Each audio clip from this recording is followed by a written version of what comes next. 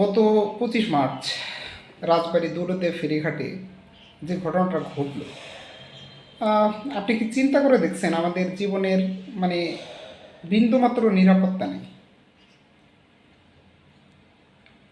আমার মতে কি করা উচিত জানেন? বাসটা মনে হচ্ছিল সৌহার্দ্য পরিবহনের, ওর মালিককে আগে ধরতে হবে। মালিককে কেন ধরবেন? মালিককে ধরবেন ওই কারণে, মালিক তো আর হয়তো একজন থাকে না, মালিক পক্ষ থাকে, তারা মালিক পক্ষকে ধরেন। ও এমন ড্রাইভার কেন নিয়োগ দিছে যে হেল্পারকে কাজ করতে দিছে, এরপরে ড্রাইভার এবং হেল্পারকে ধরেন। আমার মনে হয় এদেরকে ধরার আগে ওদেরকে ধরতে হবে। দ্বিতীয় ধরতে হবে ওই ফেরির যারা নিয়ন্ত্রণের দায়িত্বে আছে তাদেরও। অবশ্য ওদের ধরে লাভ নাই, আমাদের বাংলাদেশের সব ফেরিগুলোকে তো এরকমই যে আরেক দিকে থাকে খোলা। তো এটাকে এমন কোনো সিস্টেম করা যায় না যে ওই দিকে ফেরির উল্টা দিকে ওখানে একটা ওয়ালের মতো থাকবে, এমন কিছু শক্ত কিছু থাকবে যে ফোর্সে কোনো কিছু গেলেও যেন এটা ভেঙে একদম না যেতে পারে আর কি।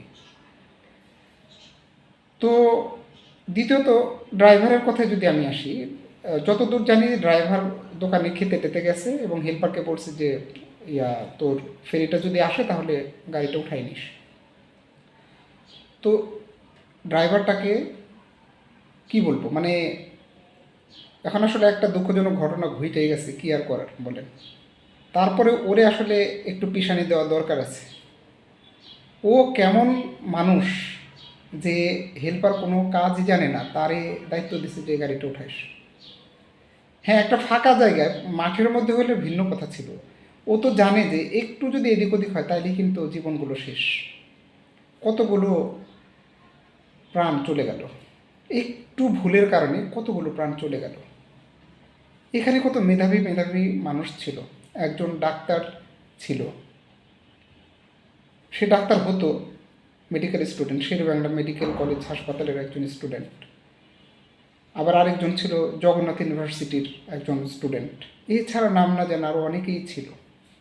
এমন অনেকে ছিল যার কামাইতে কয়েকটা সংসার চলে। তো একটু ভুলের কারণে সব কিছু চলে গেল। আসলে এগুলোর আসলে কোনো বিচার হবে না, কিছুই হবে না, মানুষ 2 দিন পরে আবার ভুলে যাবে। আর তদন্ত কমিটির যে ধোঁকা, ওটা তো আছেই।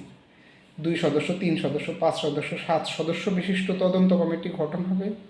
কিছুদিন পরে মানে ভুল ধরা পড়ুক আর না পড়ুক, অথবা তদন্ত কমিটিও দেখবেন যে ডেট পিছাইতে পিছাইতে পিছাইতে পিছাইতে বাংলাদেশ আবার নতুন কোনো ঘটনা চলে আসবে। মানে আমাদের দেশটার সিস্টেম এরকম, এখানে মানে বিভিন্ন ঘটনা আগে থেকে রেডি করাই থাকে আর কি মনে হয়। হ্যাঁ, মানে একটা একটু ম্লান হয়ে গেলে আরেকটা চলে আসে। যাই হোক, এই দেশে যে আমরা বাইচে আছি এটাই হচ্ছে আল্লাহর বড় রহমত। তো তারপরেও আমাদের সচেতন হইতে হবে, নিজের নিরাপত্তাটা নিজে দিতে হবে। ভাই, এখন থেকে মনে রাখেন, যখন ফেরিঘাটে বাস আসবে দয়া করে ড্রাইভারকে বলবেন থামাও, আমরা নামি, তারপরে তোমার গাড়ি ফেরিতে উঠাও, এরপরে ফেরিতে যায় বাসে আবার উঠবেন। যদি কোনো সিএনজি স্টেশন বা তেলের স্টেশন, তেল পাম্পে গাড়িতে তেল নেয়, দয়া করে নাইমা যান, তেল ভরা হোক, গ্যাস ভরা হোক, তারপরে যান।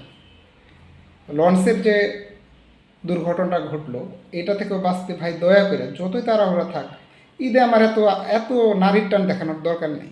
সারা বছর আমার নারীর টান নাই, ঈদের মধ্যে নারীর টান দেখাইতে যায় মরার তো কোনো দরকার নেই।